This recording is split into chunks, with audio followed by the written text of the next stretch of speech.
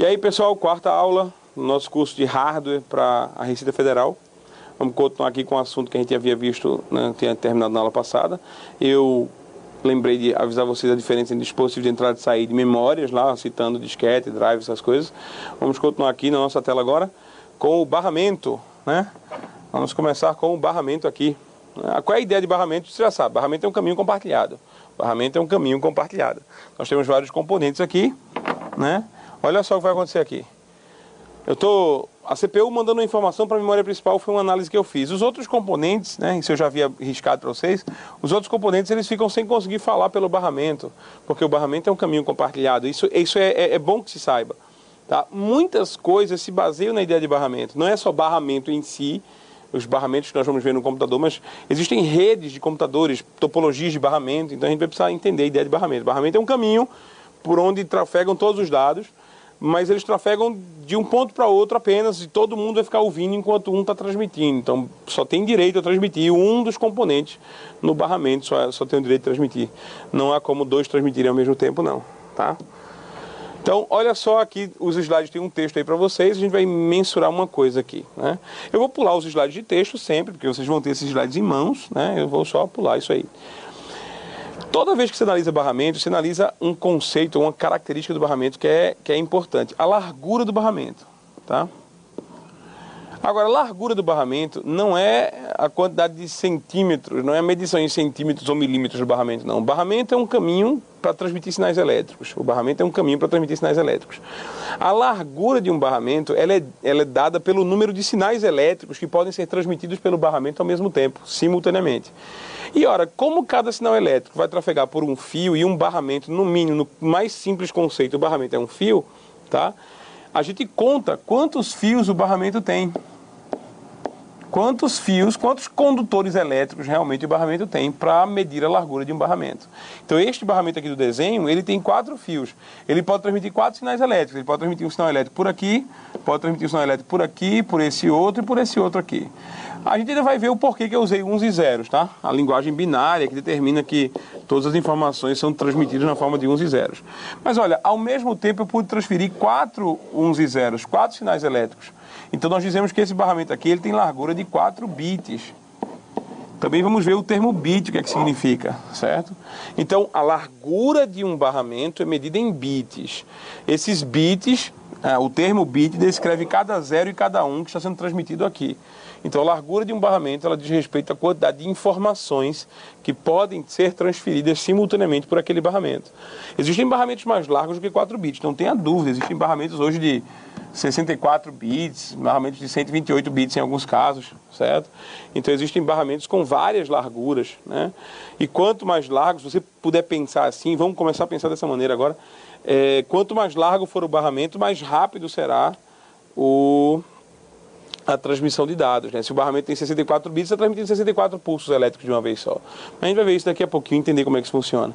Então a largura de um barramento diz respeito à quantidade de fios que formam aquele barramento corporeamente, né, anatomicamente, quantos fios formam aquele barramento. Nós vamos começar a ver agora o funcionamento básico de um computador. A ideia aqui do funcionamento básico não é pode voltar minha câmera aqui, por favor. A ideia do funcionamento básico do computador não é descrever com minúcias ainda como o seu computador funciona, tá? A gente não tem esse interesse. Eu quero mostrar a vocês apenas como, assim, no básico, qual é a importância de cada componente aí para você, para o seu computador. Os componentes de entrada e saída. Então vai ser um exemplo, vai ser um teatrinho bem básico de como o seu micro funciona, porque a gente ainda está no estilo de... Estamos no básico do básico que serve para qualquer banca. Vai ter um ponto em que nós vamos chegar onde só a ESAF chega. Mas aí esse conceito aqui é um conceito bastante simples que servirá para qualquer instituição, qualquer banca elaboradora, tá? Vamos voltar aqui para a tela? O que eu tenho é o seguinte, né? Tudo começa nos dispositivos de entrada, tudo começa num teclado. Então vamos supor que o usuário ele tenha digitado uma letra A, certo? Ali está a letra A.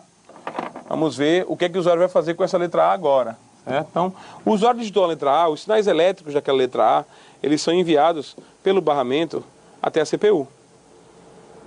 Esse primeiro ato, que está marcado ali, depois vocês vão ver no próximo slide, vai estar marcando isso, esse primeiro ato é chamado de entrada dos dados. A entrada é feita em qualquer dispositivo de entrada.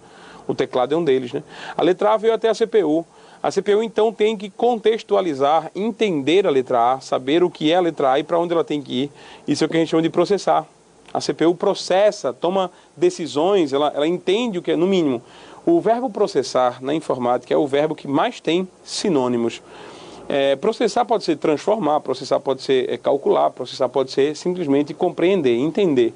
Né? É justamente a conotação que a gente vai dar aqui na letra A. Tá, a letra A foi trazida na forma de sinais elétricos pelo barramento, né, oriunda de um dispositivo de entrada do teclado, e aí a CPU entendeu que se trata de uma letra A. O que vai acontecer é que a CPU vai ter que fazer agora, decidir que essa letra A tem que sair, tem que aparecer no monitor, porque o usuário pediu, né? Se digitou, quer que apareça no monitor. Mas antes de aparecer no monitor, aquela letra A tem que ser armazenada, guardada em algum lugar, de modo que ela possa ser recuperada caso haja necessidade de tê-la novamente. Então a nossa letra A, ela é armazenada numa memória, guardada numa memória principal, para ser mais exato, e depois, por fim, a letra A sai. A letra A, ela aparece no seu monitor. Então, entre a digitação que você fez no teclado e o aparecimento da letra A na memória, aconteceu muito mais coisa do que você previa.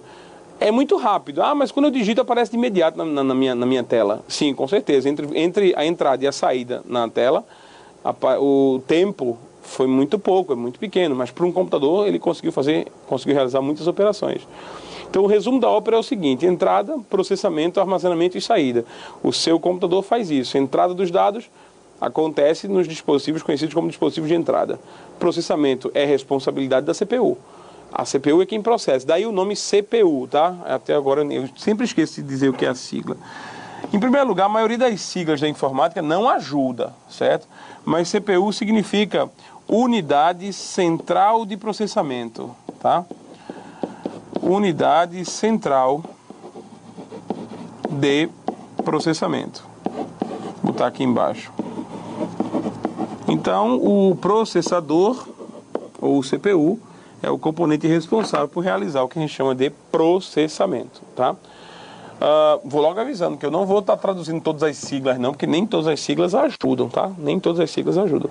E depois do processamento, que é a responsabilidade da CPU, acontece o armazenamento, a guarda dessas informações na memória, para ser mais exato nesse exemplo, a memória principal, tá? E finalmente a saída das informações, que vai acontecer no dispositivo de saída, que pode ser o monitor, a impressora ou a caixinha de som, qualquer outro dispositivo de saída, tá? Isso é o funcionamento básico do seu micro. Vamos partir para um próximo tópico, que é você entender como é que essas informações que trafegaram da entrada para a CPU, da CPU para a memória, né, e depois para a saída, como é que essas informações elas trafegam realmente. Não importa o que você ache que está fazendo no computador, o que você está realmente fazendo é 0 e 1. Então, ó, a ideia é a seguinte: você pode estar trabalhando com um arquivo PDF de uma prova, com uma fotografia JPG, com um arquivo do Excel, ou então com um arquivo do Word qualquer, ou então com uma música MP3, não importa não. Tudo que você faz no seu computador, trabalhar na calculadora, trabalhar no Word mesmo, digitar texto na memória RAM no Word, não importa não. Tudo que você faz no seu computador é 0 e 1. Tudo que você faz no seu computador é representado na forma real de zeros e uns. Então isso aqui é como você vê. Isso aqui é, sei lá, isso aqui é a fachada. Tá? É como você vê. Isso aqui é a realidade. Isso aqui é o que realmente acontece. Tá? Então, ou seja, o seu computador não sabe o que é a letra A, o seu computador não sabe o que é a cor amarela, o seu computador não sabe o que é um solo de guitarra, o seu computador sabe o que é eletricidade. E a eletricidade variando dentro do seu computador pode assumir 2 valores apenas, ou 0 ou 1. E olha só, esse 0 e 1 ainda é enfeite. Quer dizer, esse 0 e 1 ainda é assim, uma representação, porque realmente seu micro não sabe o que é 0 e 1. Seu micro sabe o que é energia elétrica, como a gente vai ver agora. Presta atenção na ideia aqui. O que é um equipamento eletrônico? O que é um equipamento eletrônico? Chamamos de equipamento eletrônico, o nosso computador é um equipamento eletrônico, né? O seu MP4 Play, que você está ouvindo agora essa aula, então o seu computador no qual você está ouvindo essa aula, ele é um dispositivo eletrônico. O que é ser eletrônico? É ser capaz de manipular energia elétrica. Manipular eletricidade. Então todos os nossos dispositivos eletrônicos, eles têm essa característica, essa função, na verdade, manipular eletricidade, certo? Só que um equipamento eletrônico ele pode fazer a manipulação da energia elétrica de 2 formas. ou de forma digital ou de forma analógica, certo? Nossos computadores são dispositivos digitais, nossos computadores são computadores digitais, tá? Vamos saber exatamente qual é a diferença entre digital e analógico agora, tá? Então, ser equipamento eletrônico é ser capaz de manipular a eletricidade, tá? Nessa manipulação de eletricidade eu posso ter os dispositivos digitais e os dispositivos analógicos. O que é um dispositivo analógico? Equipamentos que conseguem manipular energia elétrica de forma contínua, idêntica como ela se representa na natureza, ou fazendo analogia como ela vai na natureza, são equipamentos que são considerados analógicos. Como assim? Imagine sua voz trafegando por uma linha telefônica convencional. Quando você fala mais alto, a onda elétrica é maior, ela atinge amplitudes maiores. Quando você fala mais baixo, a onda elétrica atinge amplitudes menores. Então, o que está acontecendo é que você vai ver uma onda totalmente irregular, mas que ela imita a realidade. Ela faz uma analogia, uma comparação com a realidade.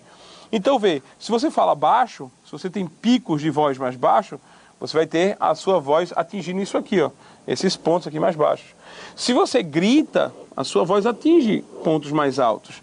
O timbre da sua voz atinge pontos mais altos. Então, o que acontece é que quando eu estou representando uma onda sonora de forma analógica, a energia elétrica ela vai variar analogicamente, ou seja, vai variar comparativamente à realidade do som. Então, imagine que isso aqui é a sua voz, né, num telefone convencional. Pode ser assim, desse jeito, a sua voz gravada numa fita cassete, numa fita daquelas magnéticas cassete. Isso aqui é a sua voz, ela vai assumir valores baixos quando você estiver falando baixo. Vai assumir valores altos quando você estiver falando alto. Então a energia elétrica vai subir quando você começar a gritar. A energia elétrica vai descer quando você começar a falar mais baixo, certo? Então, ser analógico é variar a energia elétrica de forma contínua e irregular, de acordo com o que acontece na natureza, imitando, né, fazendo analogia com o que acontece na natureza, tá? Vamos ver agora o que é um dispositivo digital. Um dispositivo digital é o quê? A sua voz trafegando no telefone celular, ou a sua voz trafegando, foi gravada num sinal digital, num gravador de voz digital desse que vocês usam, um gravadorzinho de voz. A sua voz, a voz do professor, varia assim, de forma regular. Ela não se importa em imitar a realidade. Ao contrário, os sinais do som real, os sinais gravados da realidade, eles são codificados em impulsos que só podem assumir dois valores. Eles são codificados em impulsos que só podem assumir ou o topo, ou a base, ou o máximo, ou o mínimo. Então aqui nós temos ou assume esse valor, ou assume esse. Então aqui está em cima, embaixo, em cima, embaixo, embaixo, em cima, embaixo, em cima, e aí sucessivamente. Não existe meio termo. Não existe um ponto como aqui no analógico. Ó, aqui, olha para cá para cima, né? Aqui do analógico. Está no topo. Aqui está mais ou menos. Aqui chegou nesse ponto, aqui no meio. Mas aqui voltou de novo para cima. E aqui foi mais para baixo. Então o que está acontecendo aqui na onda analógica, o sinal elétrico pode assumir qualquer valor entre o máximo e o mínimo. Qualquer valor que represente uma imitação da realidade. O sinal digital não está nem aí com a realidade. O sinal digital ele apenas representa tudo que ele foi capturado, tudo que foi transformado. Ele representa, codifica em dois sinais, dois possíveis valores, ou o sinal máximo ou o sinal mínimo. Essa transição aqui, essa diagonalzinha transitória aqui, ela é desconsiderada. Tá? Então o que importa é esse estágio aqui. Eu tenho aqui, ó, esse estágio aqui. Aí eu posso representar isso de uma forma através de caracteres, já que só podem assumir dois valores, já que uma onda elétrica, uma onda eletrônica digital, ela só pode assumir dois valores, ou está no topo ou está embaixo, para não ter que ficar desenhando isso aí, feito uma mula sem cabeça, desenhando esse sobe e desce, sobe e desce, sobe e desce. Então eu vou fazer o seguinte, eu vou simplesmente representar como zeros e uns. Então, ó, lá embaixo você vê todos os nossos sinais representados como zeros e uns, representados como pulsos, como caracteres, 0 e 1. Ah, João, peraí, quer dizer que o 0 e 1 não existe? Não, o 0 e 1 não existe no seu computador. 0 e 1 é uma representação. Então nós dizemos que 0, o estado 0 é quando a onda está no estado mais baixo, no ponto mais baixo da onda. E o estado 1 é quando ele está no estado mais alto da onda, lá no topo. Pulsos elétricos só podem assumir dois valores, 0, mínimo, 1, máximo, só isso. E por que 0 e 1? Bom, eles podiam ter escolhido A e B, podiam ter escolhido X e Y, podiam ter escolhido bola e Xzinho, feito o jogo da velha, né? Eles podiam ter escolhido um bocado de coisa, mas escolheram 0 e 1 apenas. Então, zeros e uns são a forma de representar os sinais elétricos variando de forma digital. Todo equipamento que se considera digital, telefone celular, relógio digital, gravador de voz digital, os CDs, DVDs, as músicas em MP3, tudo isso é uma sequência de pulsos zeros e uns, uma sequência de pulsos elétricos que podem ser representados apenas como 0 e 1, tá? Voltando aqui para a minha câmera, a gente terminou de ver aqui, fazer a comparação entre analógico e digital, é uma comparação que eu sempre faço, no início da próxima aula eu vou só retomar aqui para fazer algumas comparações, mas é basicamente isso, assim, o seu computador é um dispositivo eletrônico digital, o seu computador manipula informação na forma de pulsos elétricos regulares, pulsos elétricos que só podem assumir 2 valores, tudo na informática, tudo no seu computador é digital, é sinal binário, zeros e uns, sinal representado com apenas dois valores, tá? Mas na próxima aula a gente conclui, a gente continua esse assunto. Um abraço.